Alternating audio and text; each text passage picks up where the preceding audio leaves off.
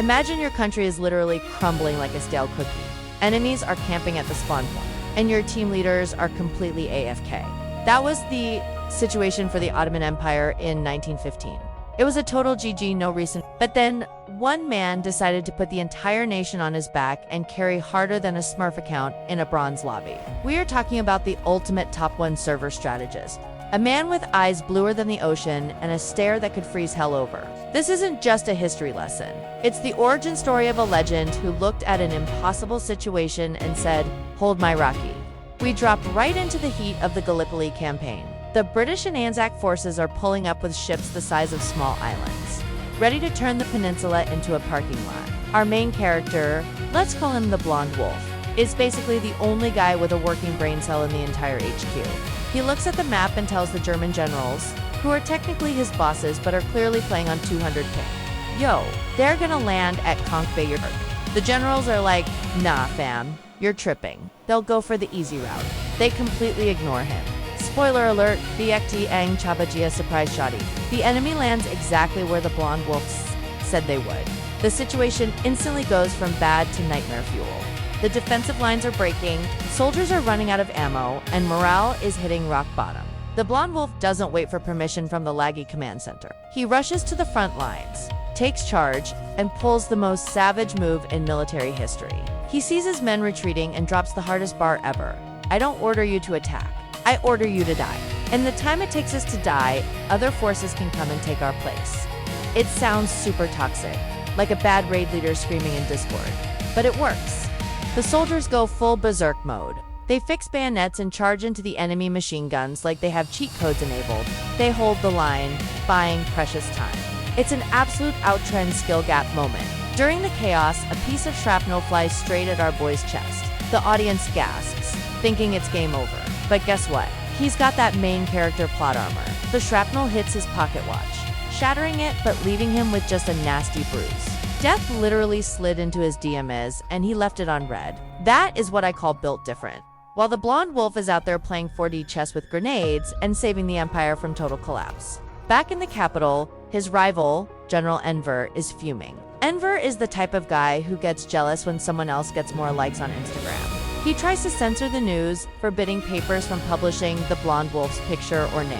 He wants to be the main character so bad, but he keeps taking L's on other fronts, while our boy is stacking W's at Gallipoli. It's pure jealousy. A classic case of a toxic teammate trying to report the carry dot.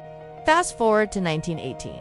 The war ends. And despite the heroics at Gallipoli, the Empire takes the biggest L in history because the rest of the team was feeding. The Blonde Wolf returns to the capital, Istanbul, and the vibe is atrocious. Enemy warships are parked right outside the palace, pointing their guns at the Sultan's bedroom. The city is occupied. The government is basically a puppet show, bowing down to the invaders just to keep their fancy titles. The Blonde Wolf enters his sad boy era. He tries to talk sense into the Sultan, proposing political solutions, but the Sultan is too busy worrying about his throne to care about the country. Our guy realizes the server is corrupted beyond repair. The system is rigged. He realizes that patching the old empire won't work. He needs to format the drive and install a whole new operating system. He starts holding secret meetings in dark rooms, probably drinking and plotting the ultimate comeback with his brothers. He realizes he can't save the country from the capital, where spies are everywhere. He needs to go to the heartland, to Anatolia, and wake up the people. He pulls a 200 IQ move. He gets himself appointed as an army inspector to quell rebellions in the interior. But his actual plan to start the biggest rebellion of all time. He basically tricks the Sultan and the British into giving him a free ride to start the revolution.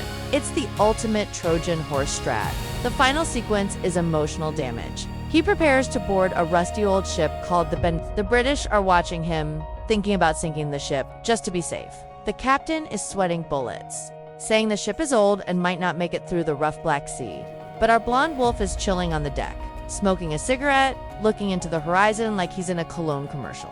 He's leaving everything behind, his fame, his comfort, even the fancy lady who clearly had a massive crush on him to sail into the unknown. He tells the captain, "We are not going to escape. We are going to start a new era." He knows that if they sink as free men. It's Ket Ellen lit. The ship sails through the storm, dodging enemy patrols, carrying the destiny of a nation on its rusty deck. The movie ends with him landing in Samsun, On May 19, 1919, there is no red carpet, no paparazzi, just a broken country waiting for a hero. As he steps off that boat, you can practically hear the boss music starting. He's about to start a new game, and this time, he's playing for keeps. The screen fades to black, teasing the massive war for independence that is about to follow. So, moral of the story, if your team is feeding and the management is incompetent, sometimes you just have to go solo. Ignore the haters and rewrite history yourself. This movie is a masterclass in leadership, grit, and how to look good while stressed out of your mind. If you enjoyed this recap and want to see how he builds a republic from scratch in the next part, smash that like button until it breaks. Subscribe to the channel so you don't bay Mao, get deleted from our notification squad, and hit the bell icon.